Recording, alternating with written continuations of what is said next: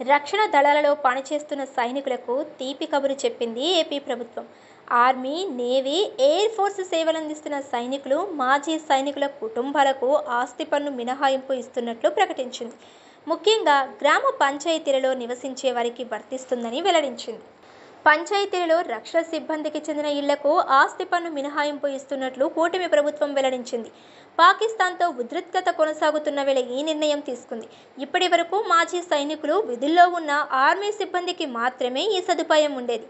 తాజా నిర్ణయం నేపథ్యంలో మాజీ సైనికులతో పాటు విధుల్లో ఉన్న రక్షణ, ఆర్మీ, నేవీ, ఎయిర్ ఫోర్స్ సిబ్బందితో పాటు వారి జీవిత భాగస్వాముల పేర్లతో ఉన్న ఇళ్లకు ఆస్తి పన్ను మినహాయింపు వర్తించనుంది.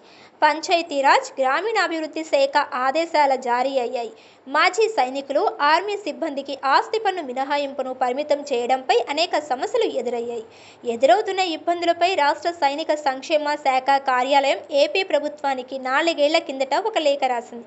దాన్ని పరిశీలించిన కూటమి సర్కార్ 2 దశాబ్దాల కిందట జారీ చేసిన ఉత్తర్వులకు సవరణ చేసింది. ఆర్మీ స్థానంలో డిఫెన్స్ పదాన్ని చేర్చింది.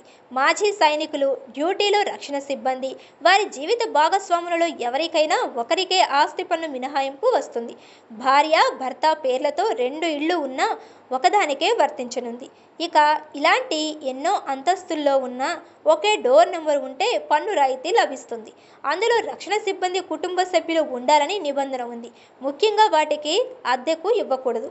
పంచాయతీల్లోని మొత్తం ఇళ్లలో 10% పైగా రక్షణ సిబ్బందికి చెందిన వారు ఉంటే అలాంటి చోట్ల ఆస్తి పన్నులో 50% మినహాయింపు ఇవ్వనున్నారు. 100% కంటే తక్కువ ఇళ్లున్న పంచాయతీలలో 100% పన్ను మినహాయింపు వర్తించనుంది. ఈ నిర్ణయంతో కూటమి ప్రభుత్వం దేశాన్ని రక్షిస్తున్న సిబ్బంది కోసం గౌరవంగా నిలుస్తుందన్నారు పవన్. నిస్వార్థ సేవకు గుర్తింపుగా ఈ మాఫీని అందించడం పట్ల ఆయన సంతోషం వ్యక్తం చేశారు.